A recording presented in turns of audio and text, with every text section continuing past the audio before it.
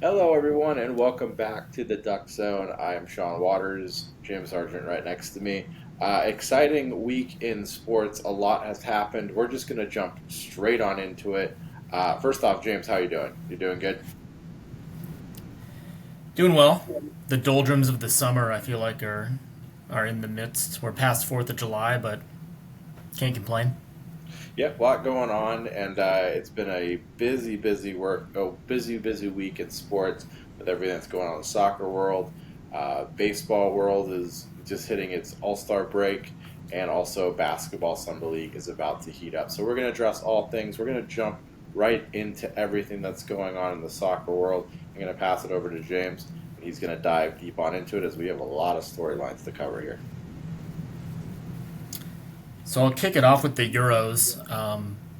The Euros have been nice because they are going on at like 9 o'clock, I think, over in Germany, which sets up perfectly for us in the States. I've been able to watch most of the games while I work. Hopefully, no one at my work is listening to this. But, anyways, the we have the final.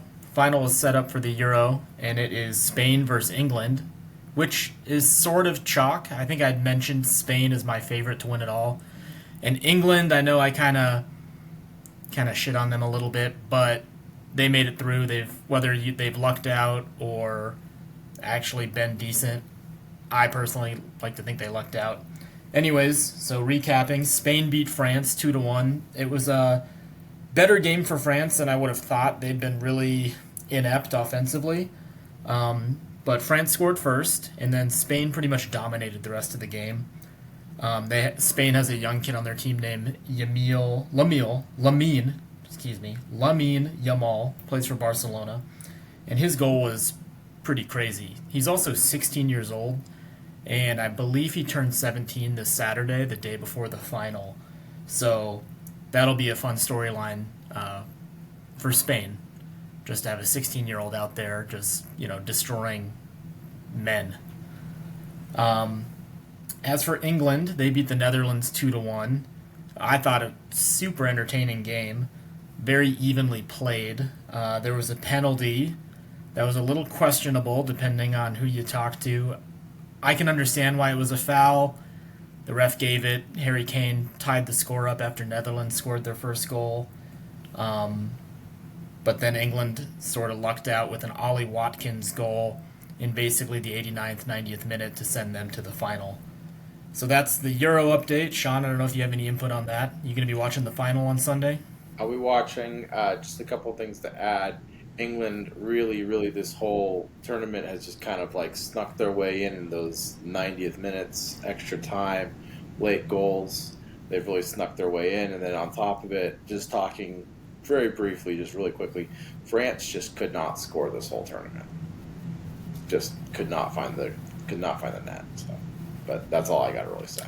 Mbappe did set up the first goal. He was kind of their only guy I feel like who could even do anything. He crossed the ball in for their striker to just head it in perfectly. But other than that, I think you hit the nail on the head. France was very underwhelming. They were the had to be the favorite coming in after losing in the World Cup final. But yeah, they did not look good. I mean, no, I think it was what 4 or 5 matches with them ended 0-0. I think it's just crazy. So Yeah, I'm just happy that there were goals scored in these semifinal games in the Euro. I was afraid that we were going to get these stupid nil-nil draws that go to penalties, and I was like, come on, let's have some something happened. excitement. And both games I thought were pretty solid.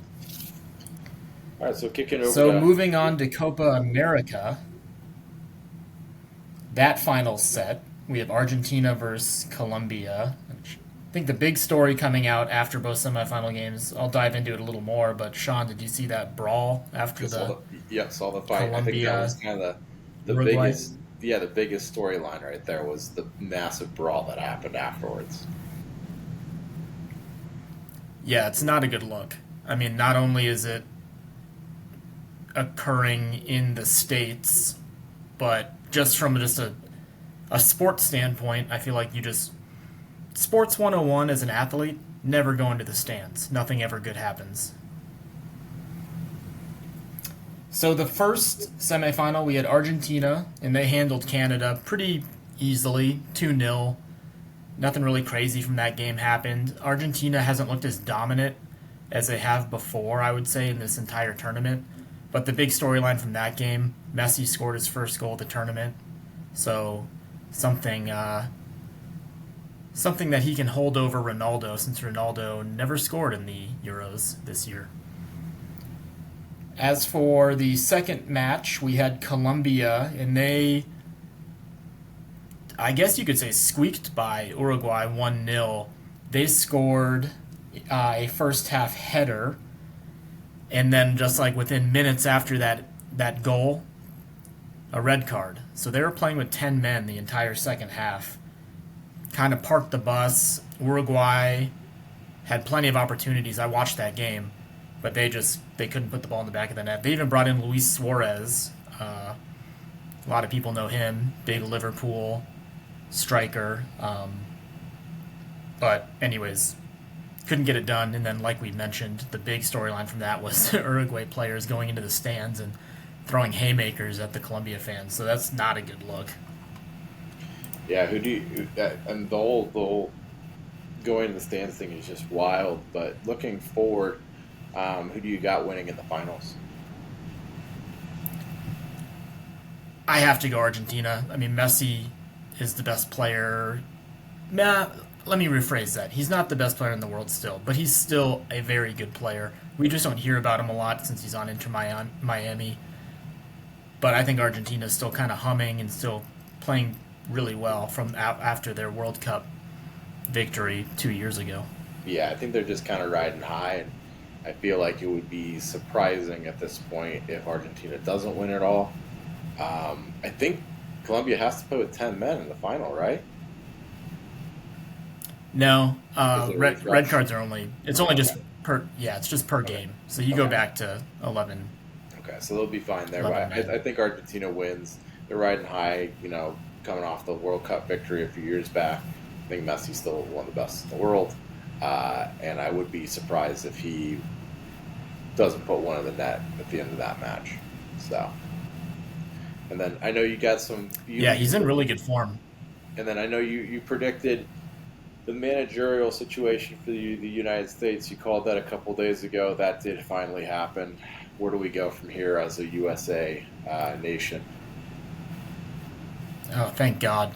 I'm really happy Greg with 2 G's is out of there, just as a American supporter. So I wrote down a couple people who I thought would be decent gets. The big one, I think I had mentioned in the previous episode about, or maybe 2 episodes ago, I can't remember, Jurgen Klopp, the former Liverpool manager. I'm happy we at least reached out to him. That was a long shot. The reason he left Liverpool is because he wanted some time off. So that would have been kind of a big FU to Liverpool to leave after this season and then take the U.S. men's national team job within months after leaving. So he was reached out to. Obviously, he turned that down. There were reports that came out about that. So the next couple guys I've written down, I put Joachim Low, former Germany manager. I think tactically he'd be great for the U.S. men's national team.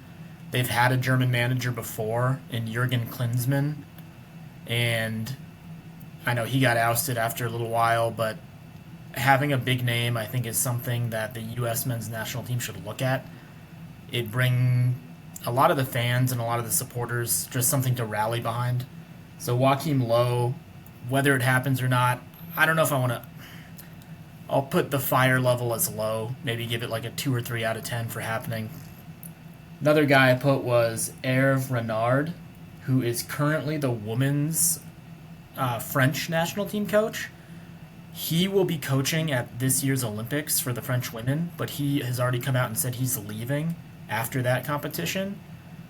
So he's someone I think who could also come in and just be a big name, someone who can right the wrong for what Greg, I guess, has done.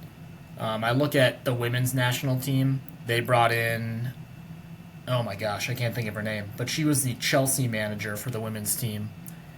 And she's a very big name. I don't know why I can't think of her name right now, but anyways, she waited. She finished her Chelsea season and then came to the U.S. So I think maybe, if you were to go with Renard, that could be another type of situation. Let him finish out the Olympics and then come to the U.S. and start prepping for the next World Cup. Last name I put on here was Steve Cherundolo. He was a former, was he a left back or right back? I can't remember. He was a defensive player for the U.S. men's national team. He's currently the coach of LAFC, and he's just a solid player. He had to have had close to 100 caps for the U.S.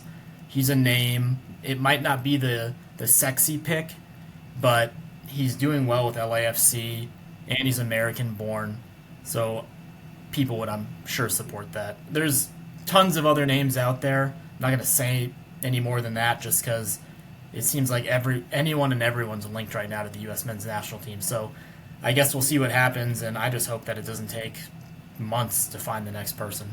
Yeah, I was about to say, hopefully this is not an extended length search. We know how these things can go from time to time, but hopefully they're able to secure someone here within the next few weeks. So, at least that would be the hope. Anything else in the soccer Yeah, the world? Greg Berhalter one took. Sorry, go for it. Oh, I was going to say the Greg Berhalter search for the second time took like a month plus to bring in a guy we already had. So I just hope it doesn't take a long time. Yeah, agreed. Anything else in the soccer world, or we move over to baseball? Let's go to baseball. We got the Midsummer Classic coming up. Yeah, we got the All Star Game coming up next week. Very exciting stuff. But before we jump into that, basically we're at the halfway stretch here in baseball. Any surprises for you? Any teams that stood out as your predictions changed for your World Series? What's notable to you, James, in the first half? Well, the can't talk baseball without talking the Phillies right now. They're the first team to 60 wins. They basically cover the entire National League infield for the All Star game with Harper, Turner, and Bohm. And overall, I think they've just been the best team. There's no one really even close to them in terms of their dominance throughout the entire year. Um, the World Series teams from last year are a little disappointing. The Diamondbacks, I know they've dealt with their injuries, and obviously, being a big Diamondbacks fan, I follow them, and it's been a rough year for who we brought in and expectations, I guess, coming off of a World Series. The Rangers, I think, are also in that same boat. They're not having the best year. They've also dealt with their pitching staff injuries. Trying to think what other big points. Otani has been worth the price. He's been unbelievable. I mean, he's almost proving that he's a better hitter when he doesn't have to pitch. He's having a crazy year. Aaron Judge is having a crazy year. He's potentially could be on pace to even break his 62 homer season from a couple years ago. As far as teams playing out of their minds, or I guess hot teams who I didn't think would be that good this year, number one for me are the Guardians. They're in first place in their division, and they have a new manager in Stephen Vogt, former catcher in the big leagues.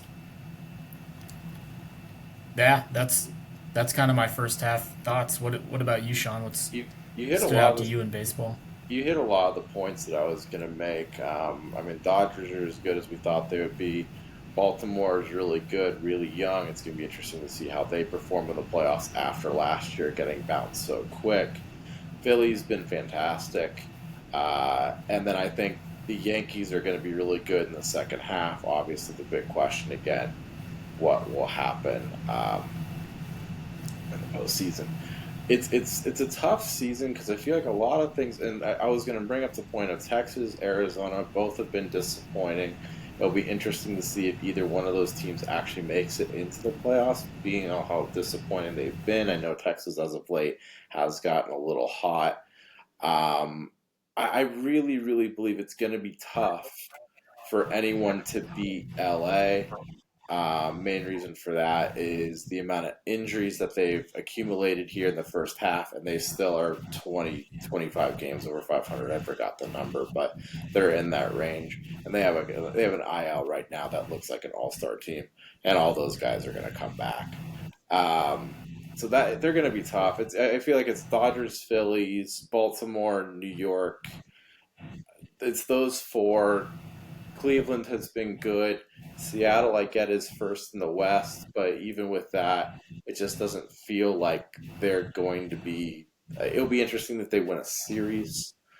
Just a lot of teams, and then the question is too is like we were sitting at this place a year ago. No one would have predicted Texas, Arizona. We wouldn't have predicted either one of those teams. And you know how baseball is all about just getting hot. What's going to be the team that gets hot at the right time? And who's going to make that trade? Um, there's just little pieces and little teams here and there that are like they could get into the playoffs as that last seed and could make some noise. There's a couple teams I circled that are young enough that just don't know what they're at. They're like hovering around 500. Pittsburgh being one of them. If they get in with the pitching staff that they got and then what they don't know, that could be really scary in 3 games. So it just could be Yeah, interesting. It's that's what the big team is. question mark. Is Sorry, before. you look at like you have to try to think of it in terms of matchups, right? So it's like pitching wins in the playoffs, defense wins in the playoffs. Obviously, you need to hit the ball and score runs. That's how you win games. But some of those teams, like you meant, like the Guardians, I know you mentioned, like they're hot right now. They're playing really good baseball. But when it comes to the bright lights of the postseason, are they going to be able to get it done? I don't know. I mean, I follow baseball pretty heavily. I know a lot of the players on their team, but in terms of the rest of the casual fan, who is on that team other than Jose Ramirez? It's just a bunch of scrappy dudes who have been called up, prospects. I mean, they're playing really well. Yeah. Yeah, I think you hit the nail on the head, though. I mean, the Dodgers and the Phillies are going to be probably the 1-2 betting odds in terms of the National League, Yeah. especially Mookie's on the IL, Yamamoto's on the IL, Glasnow just went to the IL, Hayward just went to the IL, and the Dodgers are still playing pretty well. I know they've lost a couple series recently. I think the last 2 series they've lost, but overall they're going to be fine. So it's And hard for me to think who's going to get hot in the second half until we get to the trade deadline. I want to see what teams make moves because some of those are really going to change how it'll show us which teams are buyers and which teams are sellers and who's actually going to get after it. and what the one team that really is kind of been forgotten because of the amount of injuries they've had. But you look at the record and they're like, that's still a good record. Atlanta's going to get in the playoffs, and the year they won the World Series, they did it without Ronald Acuna Jr. It's the same thing as that season. That's true. And that team is still very good. And I get they've lost their ace, they've lost their best, they basically lost their 2 best players, but they're still a few games behind Philadelphia, and Philadelphia's got the best record in baseball at this point. So I mean, they're probably still going to get in, and they're still a hard out. Atlanta's always good. So Yeah, we're at that halfway point, so who's to say that some of those teams who had a really bad first half can't get on a run in the second half and yeah, jump a couple people in their division or even be the Diamondbacks and just make that last wild card spot yeah, and then carry it through the playoffs to the World Series. I mean, so yeah. it'll be interesting. So jumping Are you going to be into watching the Are you going to be watching the All Star game at all, or are we so kind of just I was about to honing in jump on the right. home run derby? Yeah, I was about to jump right into that. So home run derby, I will watch. The All Star game, probably not as much. I usually watch it for an inning or two. It's not something I really pay attention to. Home run derby is interesting. It's fun. It's a fun watch, fun event. Are you going to be watching? And then who do you have? I don't. I'm gonna tell you right now. I don't have an NL AL for the game. I have. You might as well just pick it out of a hat. But I do have a home run derby pick. But what's your picks? I'll watch the game. I don't think it really matters much anymore now that they went back to. I think the is it overall record is what Yeah, it's determines just the overall World record now. Series Yeah. host. Yeah, I thought it was kind of cool that the winner of the All Star game determined that, made for something to play for. Now, I don't know, you play for MVP and to win a Chevy, Yeah. but I'll watch it. Will I be locked in? Probably not. Like you, I'll watch the home run derby.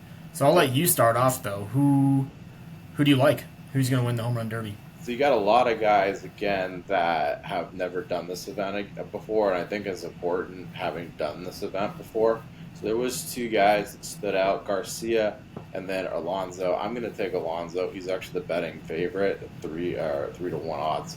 I'm going to take Alonso. He's won it before. He's done this a lot. It feels like this is the reason he's still in baseball. So I'm going to take Pete Alonso. So you actually you nailed it. You named the two guys I was between. I think having done it before is huge. Some of these guys who've never done it, they're not going to realize how tiring it is. And some of these guys also, they're more in-game home run hitters. I don't see them as like home run derby guys. And I think Pete Alonso, he's the perfect home run derby participant. Odolis Garcia, guy's jacked. He seems like he's going to be. Has he done it before? Maybe he has done it before. Who? He's Sorry. my pick. I just blanked for a Anyways, second. Who'd you pick? Sorry, I just blanked for a second. Adolis Garcia, he's my Yeah, pick. yeah, yeah, yeah. He did it last year. Did he do it last year? Yeah, Okay. he did it last So year. I think having done it before, I think is big. He's also going to have the home crowd behind him with the All Star game being in Texas. And that's going to So help. I like him to get by Pete Alonso. Some of those other guys to me just don't strike me as derby participants. Like Gunnar Henderson, yeah, he's hit a ton of home runs this year, but he seems like a double sitter to me. I don't know why. He just doesn't seem like a derby contestant. And so we'll see. But I don't think you can go wrong from a betting perspective between Garcia or Alonso. Both are ginormous dudes, but my pick is Garcia. My dark horse would have been Hernandez, but I know he's never done it before, and Dodgers always seem to do really bad in this event. But Hernandez would have been my dark horse on that one. All right, well, let's move over to basketball. Summer League's about to start. We had one big trade that happened the last time since we last talked. So we'll address the trade. DeMar DeRozan going to the Kings. What do you think of that? Does that make the Kings contenders? I know that's kind of a big debate right now. Is the bigger story that he didn't land in LA? LA basically has struck out. That pay cut by LeBron turned out to be a $3 million pay cut that went to his son. Not a lot of other moves, but I feel like there's some headlines there. I'll let you jump into it off of that. What's your thoughts on all of what I just said? Yeah, I mean, LA is striking out. I can't imagine LeBron's too happy. Luckily, he's preoccupied with the Olympics currently. But, yeah, DeRozan seemed like someone who's from LA, would have fit in with that team, especially, being kind of this, maybe the second guy behind AD. If you have AD as the number one, DeRozan could be that number two, and LeBron could be like, that facilitator. But obviously he's going to the Kings. I think the Kings got a lot better. They basically upgraded Harrison Barnes. Harrison Barnes went to the Spurs, which also isn't a terrible move. He's going to be playing with Wemby and Chris Paul and those guys. The Spurs are an interesting team. We'll have to talk about them in another podcast down the road when we're getting close to the NBA season starting. But I think DeRozan will be exactly what the Kings need. They just need a bucket getter. Fox is really good. Huerter, solid. Keegan Murray looks like he's going to have, a long NBA career. And Sabonis is a double-double machine. But they just needed that guy who I think in the fourth quarter can just go and get you a bucket. And DeRozan has proven that he can be that guy. He's one of those, masters of the mid range. Not a huge 3 point shooter, but he's still a solid player. He can't be any older than what, 33, 34 maybe? So I think that was a great move by the Kings. Yeah, I thought it was a good move. It in the West is wild at this point. There's so many different teams that can come out of the West. The Kings basically land their first. I don't know if you call DeMar DeRozan a superstar, but he's definitely All Star caliber. They land their first All Star caliber player in many years through a trade or free agency. Um, it's exciting times for Sacramento. It's a really good team. They're going to contend. They definitely should make the playoffs and should definitely win a round. It's been a long time since we've been able to say, Sacramento has a legitimate shot or a possibility of making it to the finals. So there's a road. They had their run 2 years ago, and they had kind of a down year last year, but I think the fans are going to be ready to light the beam every time they play a game. Yeah.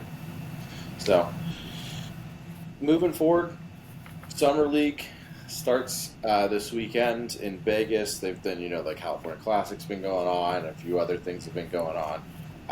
But the real Summer League event, which is Vegas, starts this weekend.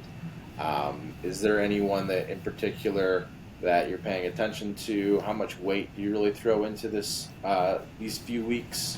Will you be watching?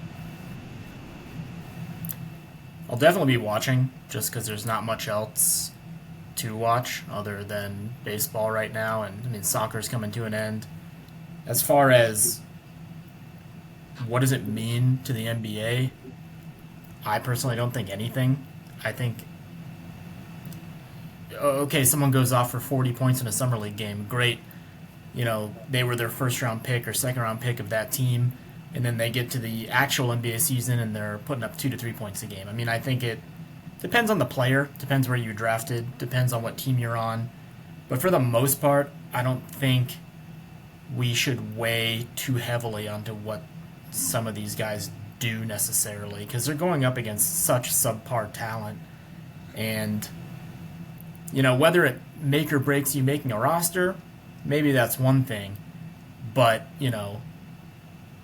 Jeremy Lin scoring 25 points in Summer League meant nothing because it took 2 years past his Summer League to have the real insanity in New York. So Yeah. I don't think there's anything to really be said from it other than maybe building some continuity with potential teammates and just kind of showcasing your skills to not only your own team, but other teams, depending on who you are. If you're just a non-roster invitee, you have all the general managers there. You have European general managers there, so you're playing for a contract is basically what you're trying to do. Yeah. Do you have any names, Sean, that you're going to be looking to watch? Yeah, I mean, I feel like this year is a little bit less exciting for me, and I think in certain cases it's because it's just a weaker draft class. Zach Edey's the one that really jumps off the page for me. The early Rookie of the Year odds came out, and he's at the top. So this is going to be kind of a good, all right, are you dominating here? You probably should. Dalton Kincaid is very interesting to me. He played well in the California Classic. We'll see if he continues to do that in Vegas. Outside of that, there's not a whole lot. I mean, I'm sure we're going to get some names that start buzzing. It always happens. We start hearing a few guys that didn't get drafted or went late, and they were great college players, and they start ripping it up, and everyone gets excited. But as you said, outside of the first round, there's a lot of these guys turn into two-way players, end up in the G League. I don't feel like there's a ton of weight that goes into it, but it's definitely fun to watch. Yeah, I wrote down a couple names. My first guy is actually a second-year guard. I think so many people get enamored by the rookies that people forget that sometimes there are vets and second-year guys who who were a first-round draft pick the year prior and just didn't really get an opportunity either based on the team they were drafted to or where they landed, I guess, in the draft. But My first guy, Kobe Buffkin, second-year guard for the Atlanta Hawks.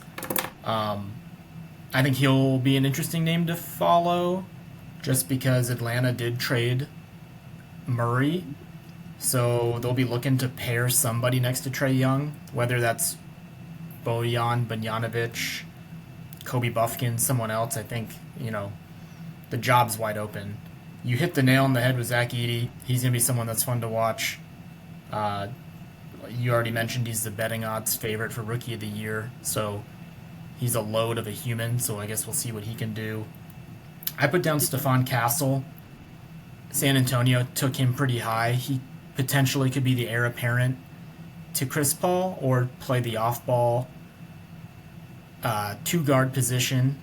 So he'll be fun to watch. I put Kel'el Ware, the Miami center. If he balls out and turns out to be kind of a steal with where he was drafted, I mean, he's a true 7-footer, so maybe he'll move Bam over to the power forward spot and he could start at center. I mean, Miami's also kind of been up there with the Lakers in terms of kind of striking out on free agents. I threw the two French guys down, Zachary Rissache and Alex Sarr. They were the 1-2 picks in the draft, so I don't know anything about them, so I want to watch them and see how they play. I don't know what to say about them because I don't know anything about them. Yeah. And then last but not least, how can you not mention Bronny James? He hasn't been scoring much, but he's rebounding the ball and playing good defense. So, we'll see. Like we've talked about prior, I don't really think he sees the court that much this year. Or if he does as a two-way guy. I think, did he sign a two-way deal to be in the G League? Oh, wait. Yeah, okay. Yeah, I think he did. Yeah.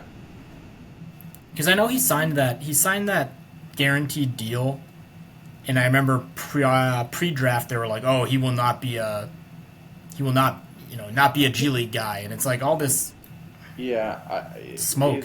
I think there's a lot in this contract that's still hidden. Well, he's still a name. He'll still be Yeah. someone that's fun to watch. See what he can do. And then I have to ask this, since we're talking G League, I had to pull it up really quick because I remember it from the past. Will we ever get a G League team as good as this? So this was and I'm sure you've seen this, but have you ever seen the roster from the 2017 Lakers Summer League team?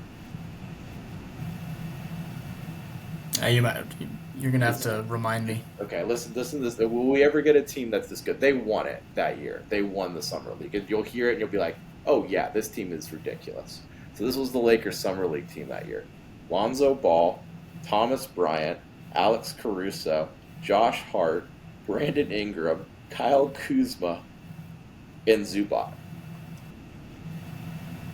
They're all starting level guys in the NBA currently, minus Lonzo, but he's And I has mean, if injury he wasn't issues. hurt, he'd be starting. I mean, it's 7 starters and multiple guys that flirt with all stars. Like, will we We'll ever never see that again. I mean, that was nuts.